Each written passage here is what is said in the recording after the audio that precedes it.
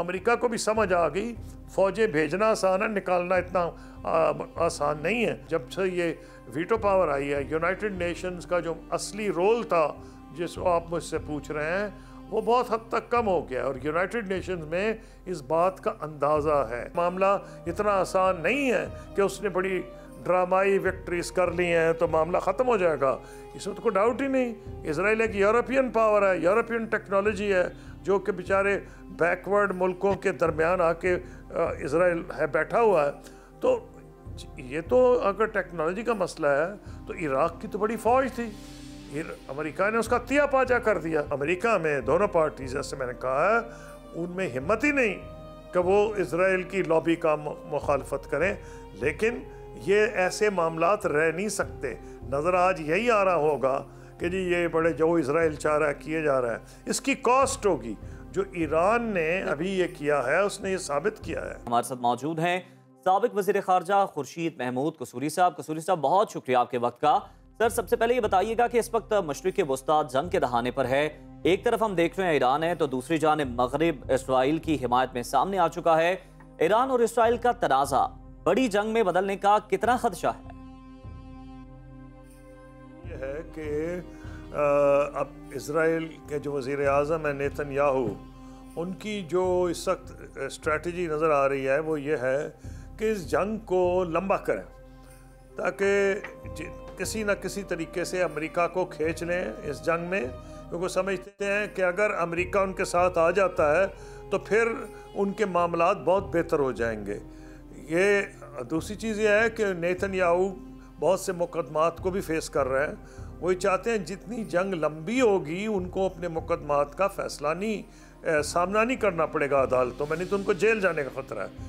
फिर उसमें यह है कि उनकी ये भी कोशिश है कि अगर उन्हें पता है आज हम सिक्योरिटी काउंसिल या अमेरिका ने भी अपील की थी फ्रांस के साथ मिलकर कुछ दिन पहले दोनों से कि जंग बंदी की जाए, हमास से भी और इजराइल से भी, लेकिन अमेरिका का जवाब जो उसकी सिक्योरिटी काउंसिल में जो करारदाद पेश की अमेरिका ने, उसका जवाब नेतन्याहू ने न्यूयॉर्क में बैठ के दिया। तकरीर से पहले उनकी एक तस्वीर दिखाई गई।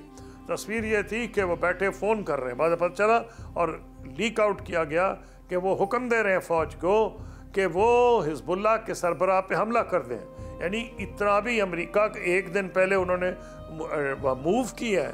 तो ये अमेरिका के बारे में इजराइल को पता है कि वहाँ इलेक्शन होने वाले हैं। अमेरिकन अनफॉर्चुनेटली ये मानना पड़ेगा कि हालांकि अमेरिका में बड़े एहतजाज हुए हैं स्टूडेंट्स में, नौजवानों में, डेमोक्रेटिक पार्टी के सपोर्टर्स में, लेकिन जो लीडरशिप है दोनों पार्टीज़ की, चाहे वो डेमोक्रेटिक पार्टी हो या रिपब्लिकन पार्टी, वो इजराइल के नाम से लरसते हैं, क्योंकि उनको इजरायली लॉबी जो है उनके इलेक्शन कैंपेन्स को भी फंड करती है और उनको पैसे वैसे भी के अलावा उनका मीडिया पे बड़ा असर है। तो वो मुसीबत ये पड़ गई है कि इजराइल अमेरिका का फॉरेन पॉलिसी का इशू नहीं है, उनका इंटरनल इशू है। इसलिए पूरा फ़ायदा इस वक्त नेतन्याहू उठा रहा है इसका। लेकिन दुनिया में ऐसे नहीं हुआ कि आप कुछ प्लान करें तो हमें उसके मुताबिक। जी सर, आपने बिल्कुल ठीक फरमाया, पर देखने में ये आ रहा है कि अमेरिका इसराइल का भरपूर दिफा कर रहा है और इसकी मदद का ऐलान करता नजर आ रहा है। तो क्या अमेरिका इसराइल की जंगी जराइम में भी बराबर का शरीक है? देखिए, मैंने पहले बताने की कोशिश की है कि अमेरिका के लिए तो इसराइल इंटरनल इशू बन गया, फॉरेन पॉलिसी का नहीं है।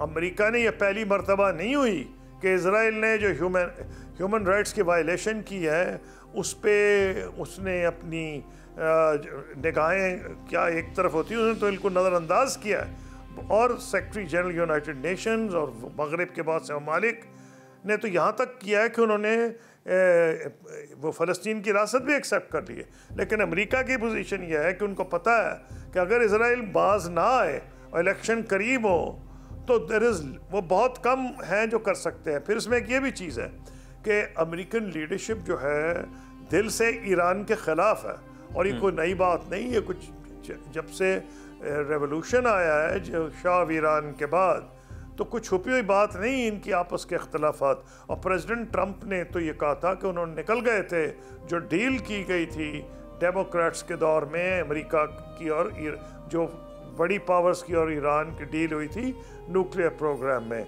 तो अब जो डर आ रहा है उनको वो ये है कि जो न्यूक्लियर प्रोग्राम है ईरान का, अब इजराइल अगर ये साबित करे, इस जंग में उसने एक चीज़ साबित की पिछले 10 दिन में, ख़ास तौर पे उसको हैरत अंगेज़ कामयाबी टेक्नोलॉजिकली हुई।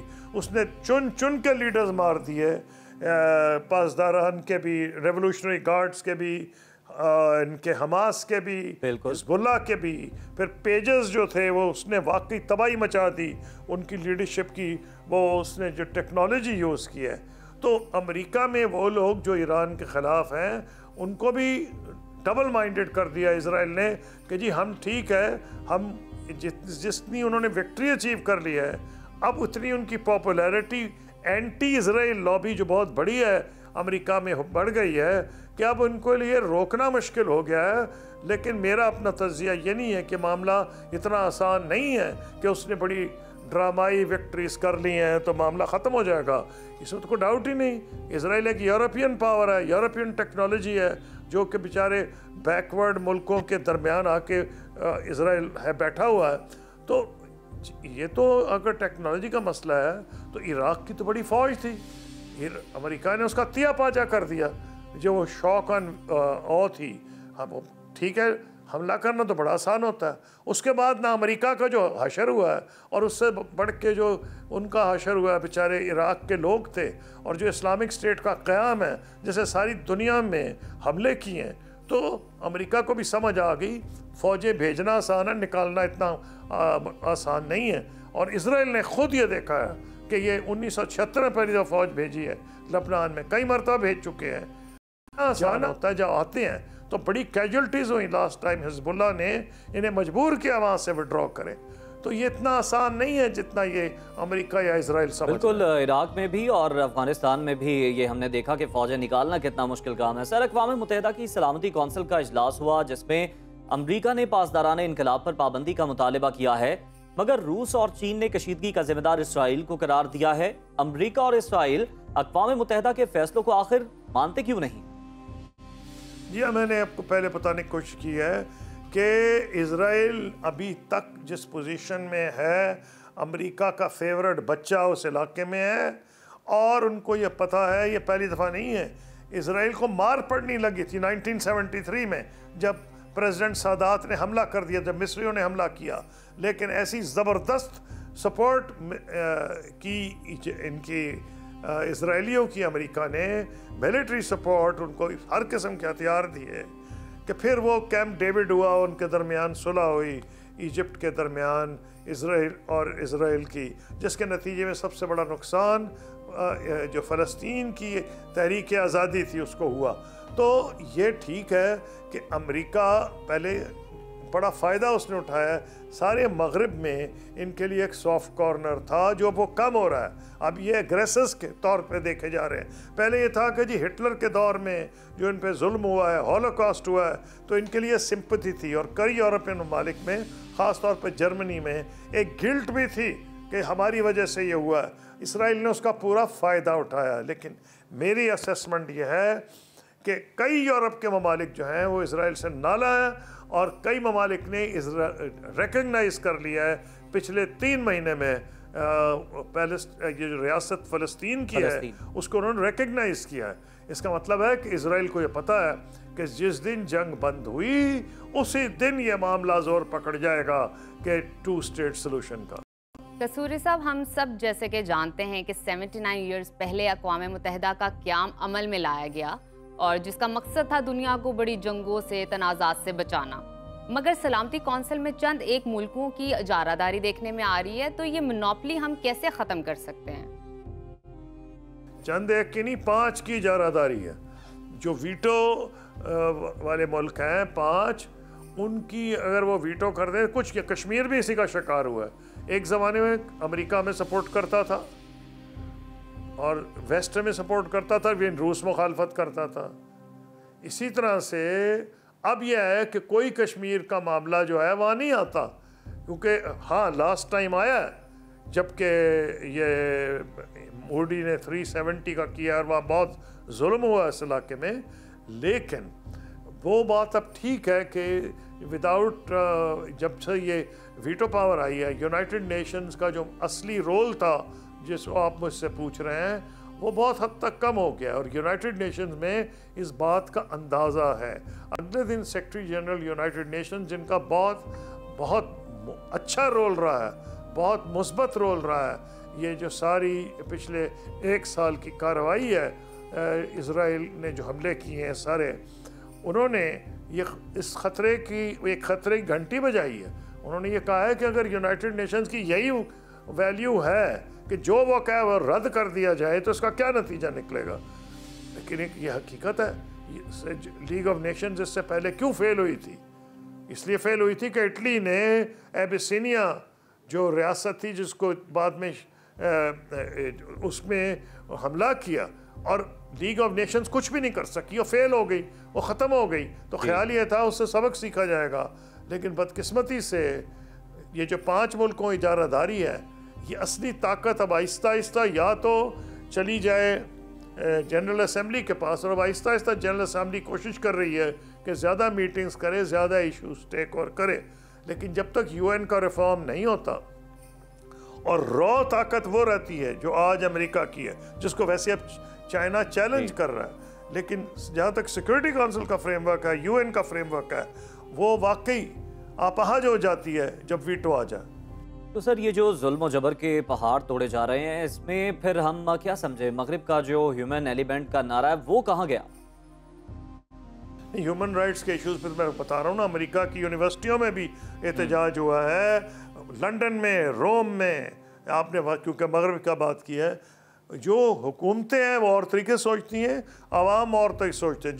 जो एक आज अच्छी एक मुझे एक समझ लें कि एक चीज़ नज़र आ रही है कि जो नई जनरेशन है मगरिब में, वो कोई कैद नहीं है कि जी बड़ा इन पे जुल्म किया हिटलर ने तो हम बड़े उसके हम जिम्मेदार हैं। अब जो नई जनरेशन आ रही है, चाहे अमेरिका में हो या मगरिब में हो, वो इस तरह नहीं सोचती।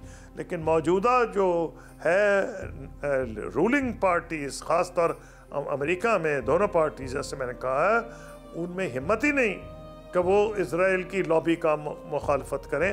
लेकिन ये ऐसे मामलात रह नहीं सकते। नज़र आज यही आ रहा होगा कि जी ये बड़े जो इज़राइल चाह रहा है किए जा रहा है, इसकी कॉस्ट होगी। जो ईरान ने अभी ये किया है, उसने ये साबित किया है कि उसने जो पहली दफ़ा किया था वो तो उन वार्निंग दे के किया था जो हमले किए थे, क्योंकि वो नहीं चाह रहा था कि इज़राइल से जंग हो। अब के भी वो नहीं चाहता जंग हो, लेकिन उसने जो हमला किया है ज़्यादा ताकतवर है। उसने जो बड़ी एडवांस्ड मिसाइल्स यूज़ किए हैं और उसने